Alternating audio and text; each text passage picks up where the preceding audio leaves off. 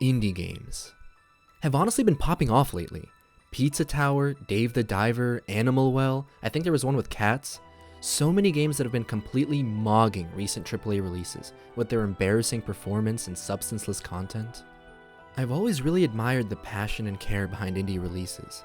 Smaller developers have the unique advantage of not being bound by the BS of larger studios, having so much more freedom to create beautiful and imaginative worlds, innovative and exciting mechanics, wacky characters, and memorable narratives. All things that in 2016, Playdead's Inside skipped over entirely during development.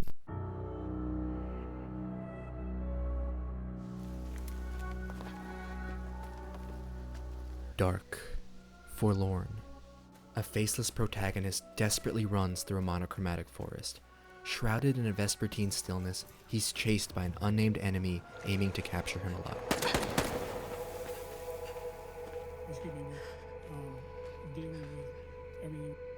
As soon as you jump into Inside, you'll notice that this game is not like many other games. There are no characters, no dialogue, no goddamn tutorials.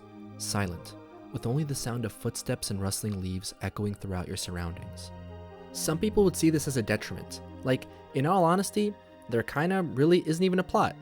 And these people would also be idiots, because by letting go of expository elements, Inside is able to uniquely emphasize the small details that make up its deep, fascinating world. Atmosphere. Every sound you hear and environment you reach tells an entire story on its own. The enemies searching for you in the background, the way the protagonist's body language reacts to the situations he finds himself in. Just listening to him catch his breath in this cave after evading the goons coming after him added so much emotion and realism to an otherwise soundless event, and this realism mixes so well with the actually striking settings of the game. An abandoned farm littered with dead pigs, a ruined school with lines of scary zombie people, a flooded city you explore in a motherfucking submarine. Inside showcases so many unique and interesting landscapes to make sure you get killed in some of the most brutal ways possible. You get drowned, blown apart, mauled by dogs, electrocuted. The monsters who created this game went out of their way to make the kills so vivid, which adds this palpable weight, stakes that impact the way you approach new areas and puzzles. Here's what really fucked me up. At one point in the game, you have to blend in with a group of sleepwalkers. The contorted movements, the people watching you, wearing the same white masks as the enemies you've encountered before, there was so much mystery and tension in this scene. Which I couldn't even appreciate right away because I was actually stressed. Like when I used to steal from the grocery store as a kid, or pretend to not be gay in front of a family member, trying desperately to keep up with the timing of their movements to avoid being caught because of how much this game has conditioned me on what happens if I do. The more you move forward, the more intricate the puzzles become. You start to discover that the main character also has the ability to control the bodies around him. And this is when you start to think, what the fuck? Who are these people? Who is the enemy? Where am I even going? What is my goal? What I love about this game is that it continuously poses more and more questions the further you get into it, which masterfully holds on to my engagement because I can never predict what will happen next. It builds and builds on your curiosity as you experience more of the world directly alongside the protagonist, while the pacing is just like, wah! It's one thing immediately after the next, and that's because Inside is like a 3-hour game. 5 if you really stretch it out like I did. This game is short. There aren't any side quests or bullshit collectibles, no options to romance anime characters with big boobies or following NPCs while mashing through dialogue. It just comes in and does what it needs to do. But despite its relatively short length, Inside delivers some incredibly memorable moments.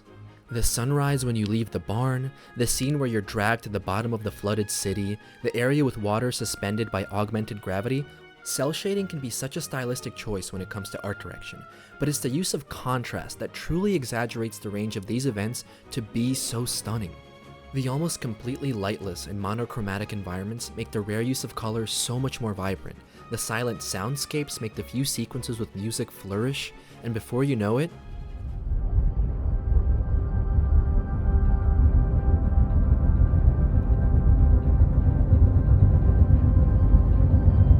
you're locked in.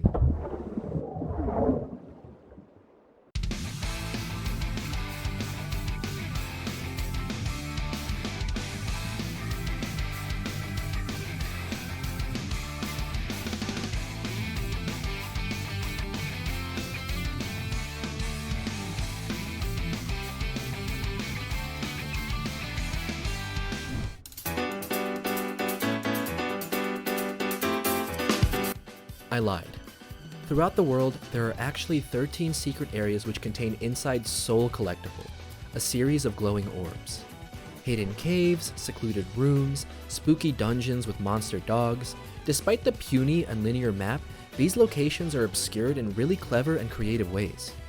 Interacting with these orbs by jerking their little wieners causes them to deactivate, unlocking a trophy for each one you discover if you're a PlayStation warrior like me, and slowly building up to the game's secret alternate ending. Eventually, you can make your way to an expansive room with a board in the background and one final giant orb at the end.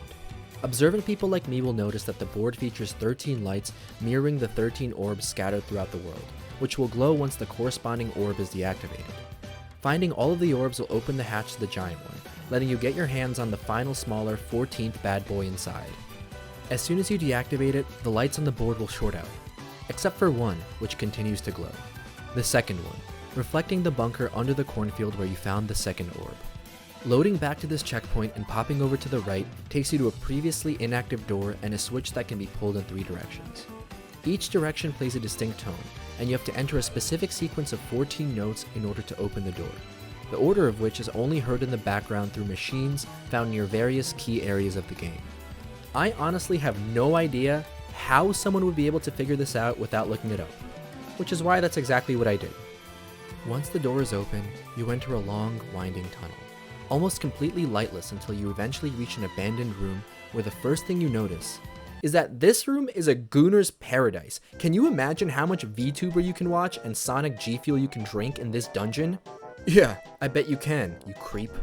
All of the wires from the 14 orbs converge into a familiar mind control device hanging in front of a suite of monitors in the background, and at the very end of the room is one final secret to interact with.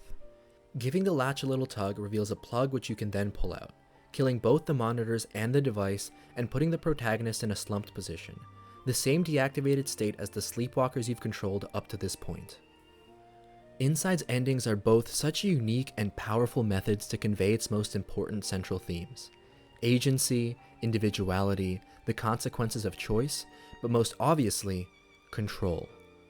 The story is abstract and ambiguous. There isn't even any in-game indication encouraging you to move forward or driving you towards a specific goal, yet you're still inspired to progress and guide the protagonist towards the end. But what is the end? Did the protagonist truly achieve freedom, or was this entire sequence modeled and designed? And most importantly, who is actually controlling whom? I don't know! This is something that so many other games are too scared to do. There's no fanfare when you reach the end, no definitive answers to pretty much any of the questions I developed along the way. And this deliberate vagueness gives way to so many unique interpretations of Inside's overall message. Control as a concept can be viewed from completely opposing perspectives. Did the protagonist actively shape his own future by striving to obtain agency, or were all of his actions manipulated by some other entity, only being used as a small part of a larger experiment? I definitely leaned towards the latter, but to me, this is the mark of a successful piece of art, something that can inspire multiple interpretations and opinions and encourage discourse while still conveying an intentional central idea. You might play through the game and have a similar impression, or think I'm a complete dumbass who goes to anime conventions and has 2 dads, and both of these points of view are completely valid. Inside's endings force you to think differently about the entire game, like the developer's control over you, the player, and especially about the decisions that you make throughout the narrative. And this makes the alternate ending so much more poetic, where the protagonist, by means of the player, regains agency by manually pulling the plug and ending everything. Pretty much literally telling you to fuck off, in my mind at least. It's one of those games where, when the credits started to roll, I had to put my controller down and just reflect. At the end of the day, I can sit here for hours and try to come up with a combination of words to express just how intelligent, compelling, and extraordinarily unique this game is. But it's like $5 right now, so if you have even a little bit of interest, you gotta go play it for yourself.